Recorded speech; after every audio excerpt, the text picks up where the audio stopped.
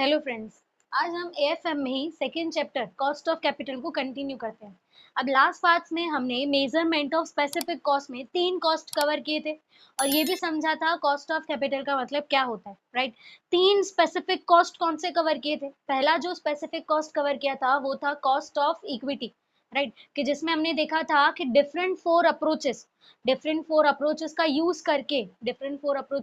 करके हम इक्विटी को कैलकुलेट कर सकते हैं, इक्विटी के कॉस्ट को हम कैलकुलेट कर सकते हैं। डिफरेंट फोर अप्रोचेस उसमें कौन से देखे थे? फर्स्ट देखा था डिविडेंड प्राइस अप्रोच, सेकंड देखा था dividend price plus growth approach, ठीक है, और थर्ड देखा था अर्निंग पर शेयर अप्रोच, और लास्ट देखा था रियलाइज यील्ड अप्रोच।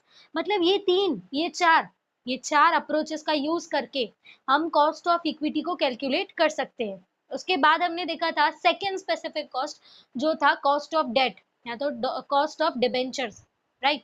उसमें भी हमने 3-4 अलग अप्रोचेस देखे थे, 3-4 डिफरेंट टाइप्स देखे थे कि हम डेट को या डिबेंचर्स को पार, प्रीमियम, डिस्काउंट पे इशू करवा सकते हैं। उसमें हमने फर्स्ट देखा था कि डेट इशू डेट पार, कि अगर डेट इशू हो रहा है पार पे या फेस वैल्यू पे तो उसकी क्या फॉर्मूला होगी।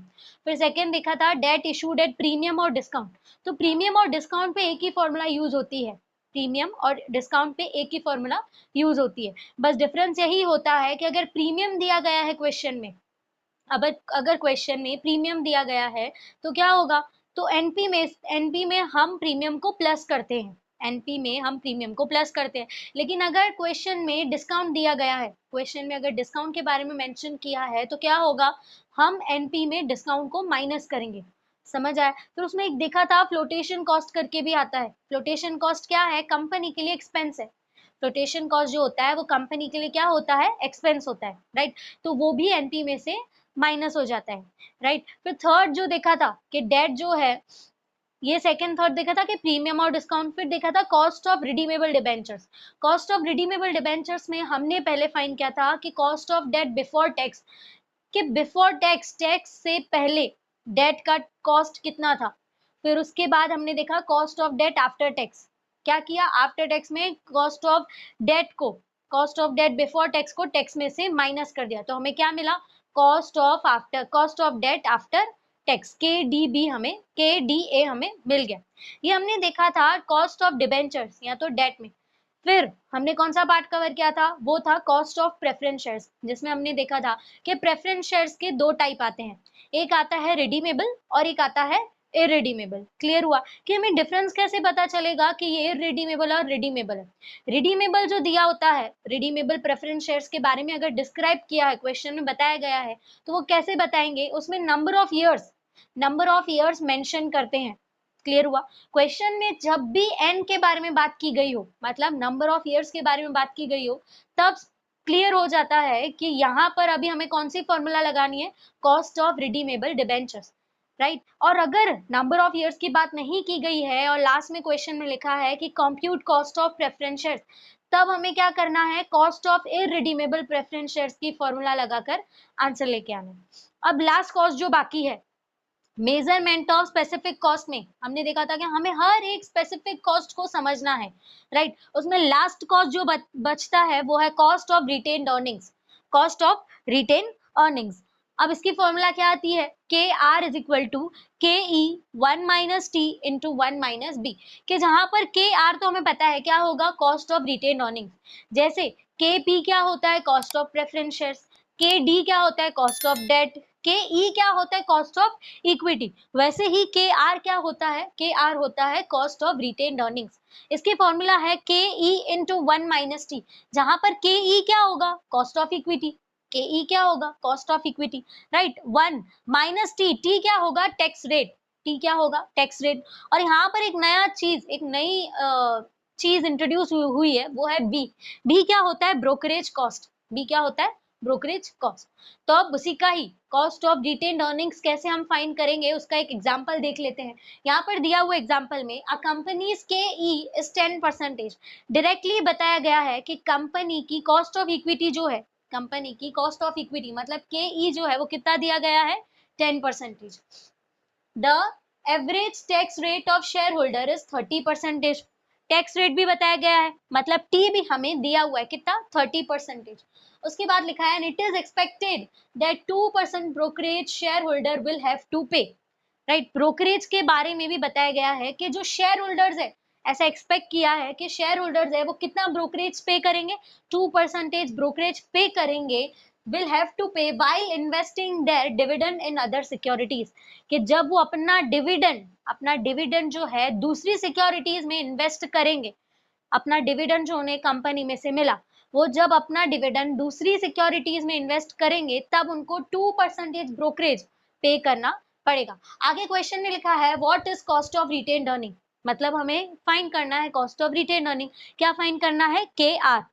के आर हमें फाइंड करना है। तो उसकी फॉर्मूला दी हुई है के R is equal to K E 1 minus T into 1 minus B. Question में सारी चीजें मेंशन की गई है, राइट, कि जैसे के ई हम बात करें के ई, तो के ई भी हमें प्रोवाइडेड है, कितना 10% दिया हुआ है कि कंपनी का कॉस्ट ऑफ इक्विटी कितना है 10%। फिर ब्रोकरेज कॉस्ट के बारे में, बी के बारे में जो यहाँ पे मेंशन्ड है, बी के बारे में बताया गया है कि 2% ब्रोकरेज जो है वो शेयर होल्डर्स पे करेंगे। कब? जब वो अपना डिविडेंड दूसरी सिक्योरिटीज में इन्वेस्ट करेंगे तब। फिर उसके बाद टैक्स रेट भी बताया गया है कि टैक्स रेट जो है शेयर होल्डर का वो कितना है 30%। सारी चीजें दी हुई है, तो फॉर्मूला में डायरेक्ट हमें क्या करना है? रखना है। जैसे हमने लास्ट क्वेश्चंस किए थे, प्रेफरेंस शेयर्स का किया था, डेट का किया था, तो उसमें हमें स्पेसिफिकली एनपी भी फाइंड करना पड़ रहा था, पी भी फाइंड करना पड़ रहा था, राइट, और डीपी भी। लेकिन ये वाले में कॉस्ट ऑफ रिटेन्ड अर्निंग्स में हमें टैक्स रेट भी दिया गया है और ब्रोकरेज कॉस्ट है वो भी दिया गया है और के ई भी हमें दिया गया है। तो अब क्या करेंगे? डायरेक्ट ही वैल्यूज हम यहाँ पर इनपुट करेंगे। क्लियर हुआ? कि जैसे देखे K R is equal to, मतलब cost of retained earning is equal to cost of equity multiply 1 minus T multiply 1 minus B, कि जहां पर के ई कितना है 10%, क्वेश्चन में दिया हुआ है के ई कितना दिया हुआ है 10%, फिर मल्टीप्लाई 1 माइनस टी, टी कितना दिया हुआ है 30%, टी कितना 30%, तो यहाँ हम लिखेंगे 30/100। परसेंटेज की बात की गई है तो क्या करेंगे 30/100। अब फिर से मल्टीप्लाई करना है 1 माइनस बी, बी कितना दिया हुआ है? ब्रोकरेज कॉस्ट दिया हुआ है 2%, तो यहाँ पर आ जाएगा 2/100। क्लियर? तो यहाँ क्या करेंगे अब 10, जब 30 को डिवाइड करेंगे 100 से तो क्या आएगा 0.3, तो आंसर क्या आएगा 0.3। अब वैसे ही जब 1 माइनस 2 को डिवाइड करेंगे 100 से, 2 को जब डिवाइड करें 100 से तो आंसर आएगा 0.02। अगेन नेक्स्ट स्टेप में यहाँ पर 10 सेम ही रहेगा, 1 माइनस 03 करेंगे, 1 माइनस 03 करेंगे तो आंसर आएगा 0.7। क्या आंसर आएगा 0.7, और 1 माइनस 0.02 करेंगे तो आंसर आएगा 0.98। क्या आंसर आएगा 0.98। अब ये तीनों का मल्टीप्लाई करें 10 इंटू 0.7 इंटू 0.98, तो हमारा आंसर आएगा 6.86। क्या आंसर आया 6.86। तो ये हमें जो मिला, ये परसेंटेज में जो हमें मिला, अब याद रखना जब भी हम कोई भी कॉस्ट फाइंड करते हैं, जैसे यहाँ तो रिटेन्ड अर्निंग्स है, जैसे लास्ट में भी हमने जितने भी कॉस्ट फाइंड किए, कॉस्ट ऑफ डेट हमने फाइंड किया, कॉस्ट ऑफ इक्विटी फाइंड किया, right, cost of preference shares find किया, सारे कॉस्ट किस में आएंगे? परसेंटेज में आएंगे। सारे कॉस्ट किस में आएंगे? परसेंटेज में। अब ये वाले क्वेश्चन में पूछा था what is cost of retained earning, क्या मिला हमें 6.86। क्लियर हुआ? तो जैसे हमने फर्स्ट वीडियो में देखा था, फर्स्ट पार्ट में देखा था कि computation of cost of capital में हमें दो पार्ट समझने, ठीक है, दो पार्ट्स। उसमें से फर्स्ट जो पार्ट था वो था मेजरमेंट ऑफ स्पेसिफिक कॉस्ट, जिसमें मैंने बोला था हमें हर एक स्पेसिफिक कॉस्ट को समझना है, राइट, उसे कैसे कैलकुलेट करते हैं ये हमें देखना है। तो हमें 4 कॉस्ट देखने थे, cost of equity, cost of debt, cost of preference shares, और लास्ट हमने जो देखा वो है कॉस्ट ऑफ रिटेन्ड अर्निंग्स। तो हमारा फर्स्ट पार्ट जो था मेजरमेंट ऑफ स्पेसिफिक कॉस्ट, ये फर्स्ट पार्ट जो था वो यहाँ पर हमारा खत्म होता है। अब हम क्या देखेंगे? Measurement of overall cost of capital. अब measurement of overall cost of capital देखे उससे पहले ये समझना है कि ओवरऑल कॉस्ट ऑफ कैपिटल हमें फाइंड करना है। यहाँ पर हमने क्या काउंट किया? सिर्फ स्पेसिफिकली अलग अलग कॉस्ट को कैसे काउंट करेंगे ये देखा, राइट, हर एक कॉस्ट को कैसे स्पेसिफिकली हम काउंट करेंगे ये देखा।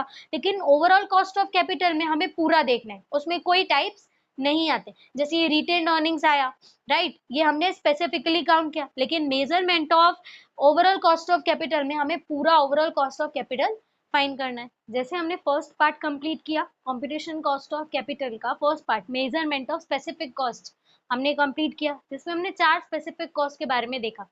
अब सेकंड पार्ट जो आता है वो है measurement of overall cost of capital, right. हमने ये 2 पार्ट्स देखे थे कि हमें ये 2 पार्ट्स डिटेल में समझने। सेकंड पार्ट जो आता है वो है measurement of overall cost of capital, right, कि जिसमें हमें देखना है कि हम ओवरऑल कॉस्ट ऑफ कैपिटल को कैसे कैलकुलेट कर सकते हैं। यहाँ पे लिखा है it is also known as weighted average cost of capital और कंपोजिट कॉस्ट ऑफ कैपिटल। मतलब ओवरऑल कॉस्ट ऑफ कैपिटल को weighted average cost of capital भी बोला जाता है और कंपोजिट कॉस्ट ऑफ कैपिटल भी बोला जाता है, राइट। अब इसकी फॉर्मूला क्या होती है, हमें अगर weighted average cost of capital find करना है, मतलब के ओ अगर हमें फाइंड करना है, तो उसकी फॉर्मूला आती है K D multiply W D plus K P into W P plus K E into W E plus K R into W R, ये इसकी फॉर्मूला है। तो अभी जैसे हमने स्पेसिफिक हर एक कॉस्ट के बारे में देखा, हर एक कॉस्ट को कैसे कैलकुलेट करते हैं, उसके डिफरेंट टाइप समझे कि डेट इशू होता है अलग अलग पे, पार पे भी इशू होता है, प्रीमियम पे भी इशू होता है। फिर हमने देखा कि कॉस्ट ऑफ इक्विटी जो है उसको डिफरेंट अप्रोचेस यूज करके हम उसको कैलकुलेट कर सकते हैं। तो वो सब क्यों देखा, इसकी वजह से। अगर के डी याद हो तो के डी को हम क्या बोलते हैं, cost of debt, cost of debt बोला जाता है, राइट। केपी क्या बोलते हैं, केपी को बोलते हैं कॉस्ट ऑफ प्रेफरेंस शेयर्स। वैसे ही के ई को बोला जाता है cost of equity share capital और कॉस्ट ऑफ रिटेन्ड अर्निंग्स के आर। क्लियर हुआ। तो उसकी फॉर्मूला आती है कि जहां पर के ओ तो हमें पता है, राइट। थर्ड चैप्टर में कैपिटल स्ट्रक्चर में हमने के ओ फाइंड करना सीखा था कि कॉस्ट ऑफ कैपिटल कैसे फाइंड करते हैं। अब यहाँ पर जो के ओ जो है वो है weighted average cost of capital. कौन सा है K O, weighted average cost of capital. और डब्ल्यू क्या है, वेट। तो ये दोनों ये वेट जो है वो क्वेश्चन में प्रोवाइडेड होगा, राइट। अब वैसे ये क्वेश्चन देख लेते हैं, ये फॉर्मूला के अकॉर्डिंग कैसे सॉल्व करना है ये देख लेते हैं कि लिखा हुआ है a firm has following capital structure and after tax cost. एक फर्म है उसके पास ये फॉलोइंग कैपिटल स्ट्रक्चर, ये फर्म का एक कैपिटल स्ट्रक्चर दिया हुआ है, टेबल के थ्रू बताया गया है। और आफ्टर टैक्स कॉस्ट मतलब ये आफ्टर टैक्स कॉस्ट भी दिया गया है, आफ्टर टैक्स कॉस्ट दिया गया है। अब हमें फाइंड करना क्या है, you are required to calculate और compute the weighted average cost of capital. यहाँ पर बोला गया है कि WACC, क्या बोलेंगे, weighted average cost of capital, मतलब WACC हमें फाइंड करना है, weighted average cost of capital हमें फाइंड करना है। तो ये टेबल के अकॉर्डिंग ही हमें फाइंड करना है, ये टेबल में जो भी इंफॉर्मेशन दी है इसके अकॉर्डिंग हमें क्या फाइंड करना है, KO means weighted average cost of capital, कि जिसमें अगर हम देखें कि प्रपोर्शन के बारे में दिया गया है W, मतलब ये W पे हम क्या लिख सकते हैं, W पे हम ये लिख सकते हैं 20। और आफ्टर टैक्स कॉस्ट जो है, आफ्टर टैक्स कॉस्ट भी प्रोवाइडेड है। अगर यहाँ पर दिया होता कि बिफोर टैक्स में कुछ प्रपोर्शन कुछ परसेंटेज दिए होते तो उसके लिए हम डायरेक्ट बिफोर टैक्स नहीं रखेंगे, फॉर्मूला में हम डायरेक्ट बिफोर टैक्स नहीं रखेंगे। हमें क्या करना है, आफ्टर टैक्स कॉस्ट जो होगा ना हमारे लिए वही काम का है, मतलब हमें आफ्टर टैक्स कॉस्ट चाहिए, बिफोर टैक्स कॉस्ट नहीं चाहिए। क्लियर हुआ। तो अगर फॉर्मूला के अकॉर्डिंग देखें कैसे फाइंड करना है, देखते हैं कि क्या फाइंड करना है, के ओ फाइंड करना है, वहां पे फॉर्मूला लिखी हुई है, राइट। क्या करना है, देखो 20 और 4 का मल्टीप्लाई करना है और उसका डिवाइड करेंगे हम 100 से, कि जैसे के डी डब्ल्यू डी मतलब किसके बारे में बात की गई है, डेट के बारे में। के डी हमें पता है, के डी क्या होता है, डेट होता है, right, cost of date.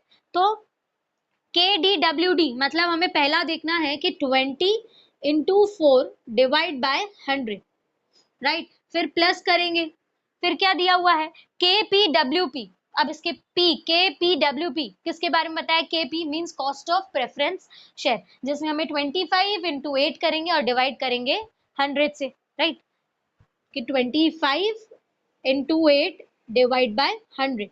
Again plus करेंगे, किसके बारे में बताया गया है, फिर हमें लिखना है cost of equity, cost of equity यहाँ दिया हुआ है इक्विटी। अब यहाँ करेंगे 30 इंटू 12 डिवाइड बाय 100। क्या करना है, 30 इंटू 12 डिवाइड बाय 100। अब अगेन प्लस, लास्ट कौन सा बचा, रिटेन्ड अर्निंग्स KRWR, क्या बचा है, रिटेन्ड अर्निंग्स, उसमें भी हम क्या करेंगे 25 इंटू 11 डिवाइड बाय 100। सेम यहाँ पर लिखेंगे 25 इंटू 11 डिवाइड बाय 100। अब इसे सॉल्व करें कि 20 into 4 divide by 100, 20 into 4 divide by 100 करेंगे तो हमारा आंसर आएगा 0.8। फिर प्लस, बीच में प्लस की साइन। फिर 25 इंटू 8 डिवाइड बाय 100, ठीक है, 25 इंटू 8 डिवाइड बाय 100 करेंगे तो हमारा आंसर आएगा 2। क्या आंसर आएगा? 2। फिर लिखा है 30 इंटू 12, 30 इंटू 12 डिवाइड बाय 100। मतलब ऐसे करते करते हमें क्या फाइंड करना है? Weighted average cost of capital. क्या फाइंड करना है? के ओ हमें फाइंड करना है। तो अभी अगर 30 इंटू 12 डिवाइड बाय 100 करेंगे तो हमारा आंसर आएगा 3.6। वैसे ही सेम 25 इंटू 11 डिवाइड बाय 100 तो हमारा आंसर आएगा 2.75। अब इन सब को प्लस कर दें, 0.8 प्लस 2 प्लस 3.6 प्लस 2.75, तो हमारा आंसर आएगा 9.15%। क्या आंसर आएगा? 9.15%। क्वेश्चन में क्या बोला गया था कि you are required to calculate weighted average cost of capital. मतलब हमें बोला गया था कि WACC हमें फाइंड करना है। तो हमने ये फॉर्मूला का यूज करके फाइंड कर दिया कि KO इज इक्वल टू जो भी दिया हुआ है, कॉस्ट ऑफ डेट, फिर cost of preference shares, then cost of equity, फिर लास्ट में आता है कॉस्ट ऑफ रिटेन अर्निंग्स। इन सबको जब कैलकुलेट किया तो हमारा आंसर क्या आया? मतलब हमारा WACC weighted average cost of capital क्या आया हमारा? 9.15%। जैसे फर्स्ट एग्जाम्पल सॉल्व किया, राइट, हमने फर्स्ट एग्जाम्पल जो सॉल्व किया वो अलग फॉर्मूला थी। अब यहाँ पर एक और फॉर्मूला दी गई है जिससे हम weighted average cost of capital मतलब WACC को फाइंड कर सकते हैं, राइट। कौन सी फॉर्मूला है? KW मतलब weighted average cost of capital. उसकी फॉर्मूला आती है sigma XW divide by sigma W, कि जहां पर W क्या होता है? W होता है वेट, राइट, टोटल वेट जो दिया हुआ वो, और X क्या होता है? कॉस्ट ऑफ स्पेसिफिक कॉस्ट, कि स्पेसिफिक हर एक कॉस्ट का जो कॉस्ट होता है, जैसे कॉस्ट ऑफ इक्विटी है, कॉस्ट ऑफ डेट है, कॉस्ट ऑफ प्रेफरेंस शेयर्स है, राइट, तो वो क्या है? X। और W क्या होता है? Total weight. अब ये फॉर्मूला के अकॉर्डिंग हम सम सॉल्व करके देखते हैं।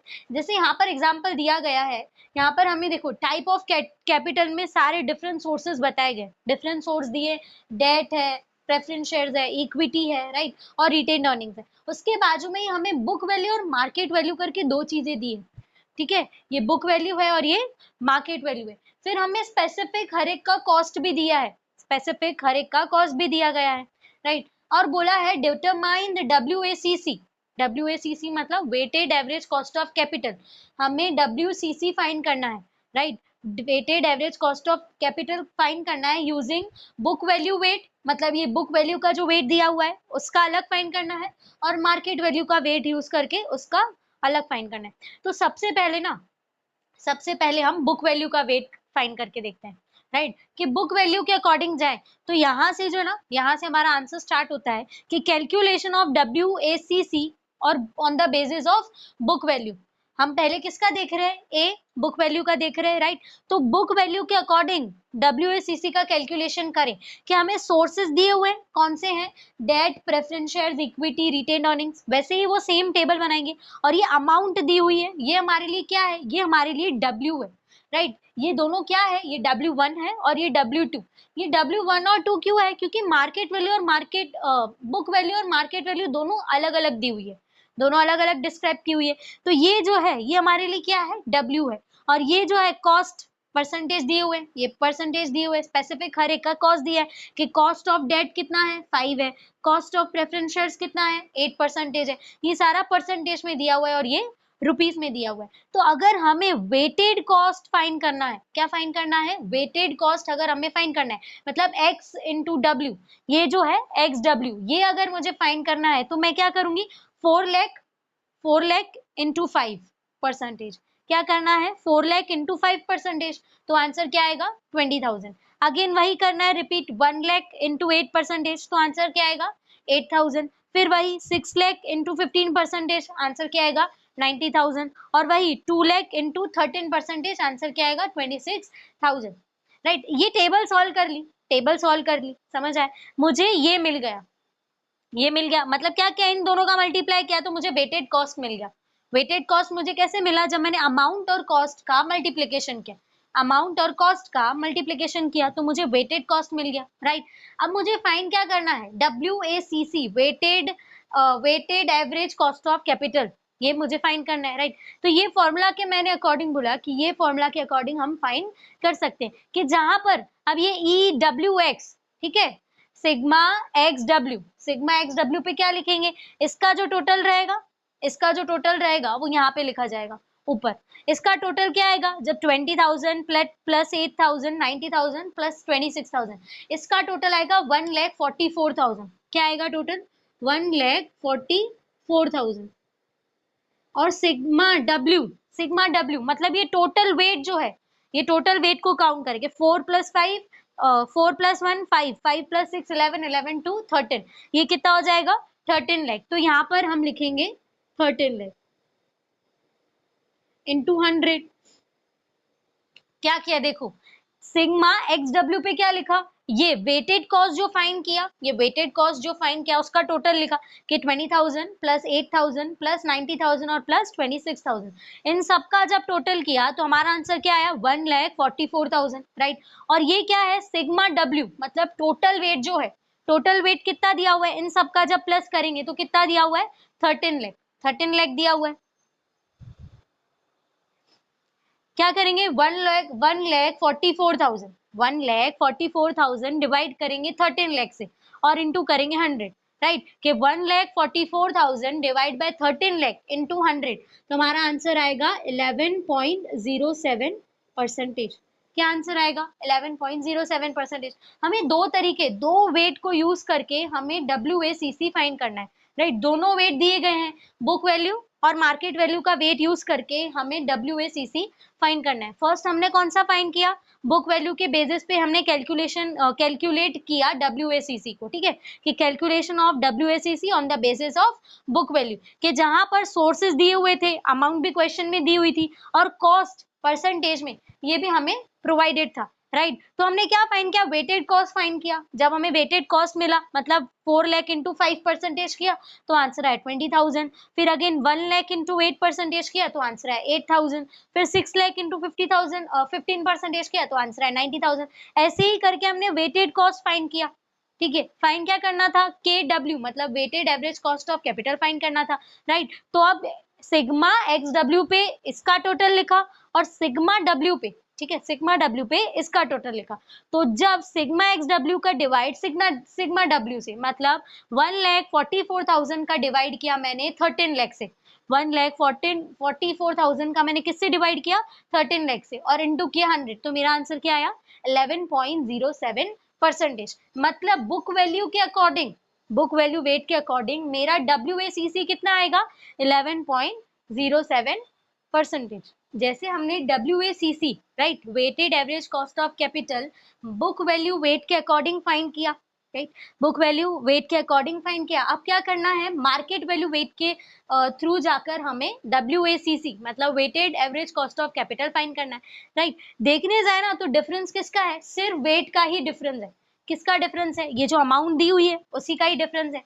तो जैसे हमने बुक वैल्यू फाइंड किया, बुक वैल्यू के अकॉर्डिंग मैंने WACC फाइंड किया, वैसे ही क्या करना है अब मार्केट वैल्यू पे, कि calculation of WACC on the basis of market value के बेसिस पे अगर काउंट करें तो इसमें भी सेम वही प्रोसेस रिपीट करनी है। क्या करेंगे, ये अमाउंट का मल्टीप्लाई कॉस्ट से करेंगे, ये अमाउंट का मल्टीप्लाई किससे किया जाएगा, कॉस्ट से करेंगे, तो मुझे वेटेड कॉस्ट मिलेगा। जैसे देखिए कि 3,80,000 इंटू 5% करें, 3,80,000 इंटू 5%, तो आंसर क्या आएगा 19,000, राइट। फिर प्रेफरेंस शेयर है कि प्रेफरेंस शेयर का मुझे वेटेड कॉस्ट फाइंड करना है, तो क्या होगा 1,10,000 इंटू 8%, तो आंसर क्या आएगा 8,800। वैसे ही सेम इक्विटी का कि 9 लाख इंटू 15%, तो आंसर आएगा 1,35,000। Same goes with retained earning, कि रिटेन अर्निंग का वेटेड कॉस्ट कैसे फाइंड करेंगे, 3 लाख इंटू 13%, तो क्या आएगा 39,000। तो जैसे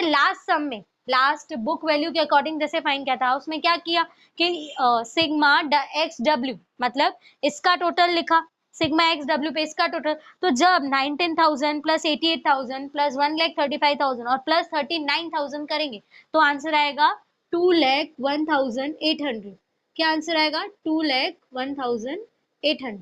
अब सेम इसका टोटल करें अमाउंट का, सिग्मा डब्ल्यू पे क्या लिखेंगे, ये वाला पोर्शन जो अमाउंट लिखा हुआ है यहाँ पर, जो मार्केट वैल्यू दी हुई है इसका टोटल, मतलब 80,000 प्लस 10,000 90 हो जाएगा, राइट। और ये 31449 और 3 क्या आ जाएगा 16,000, 16,90,000, राइट। इन सब का जब टोटल करें, इन सब का टोटल करेंगे तो आंसर क्या आएगा 16,90,000। क्या आएगा आंसर 16,90,000। मैंने यहाँ पर लिखा 16,90,000 इंटू 100। क्लियर हुआ, राइट। क्या किया, सिग्मा एक्स डब्ल्यू पे इसका टोटल लिखा और सिग्मा डब्ल्यू पे डिवाइड जिससे किया सिग्मा डब्ल्यू पे इसका टोटल लिखा। तो अब इन दोनों को जब डिवाइड करेंगे, राइट, कि जब 2,01,800 को डिवाइड करेंगे 16,90,000 से इंटू 100 करेंगे तो हमारा आंसर आएगा 11.94%। क्या आंसर आएगा 11.94%। हमें वही बोला था कि हमें WACC फाइंड करना है बुक वैल्यू का वेट लेकर, एक बार बुक वैल्यू का वेट लेना है और दूसरी बार मार्केट वैल्यू का वेट लेना है। तो जब बुक वैल्यू का वेट लिया तो आंसर आया था 11.07%, और अभी जब मार्केट वैल्यू का वेट लिया तो हमारा आंसर क्या है 11.94%। डिफरेंस क्या था, तो सिर्फ ये दो अमाउंट में ही डिफरेंस था। अगर नोटिस किया हो तो डिफरेंस इन दोनों में ही था, राइट। कॉस्ट, ये जो स्पेसिफिक कॉस्ट के परसेंटेज दिए हुए थे, जैसे डेट का परसेंटेज दिया हुआ है, प्रेफरेंस शेयर्स का परसेंटेज दिया हुआ है, इनमें कोई चेंजेस नहीं थे, हमने परसेंटेज तो एज इट इज ही लिखे थे।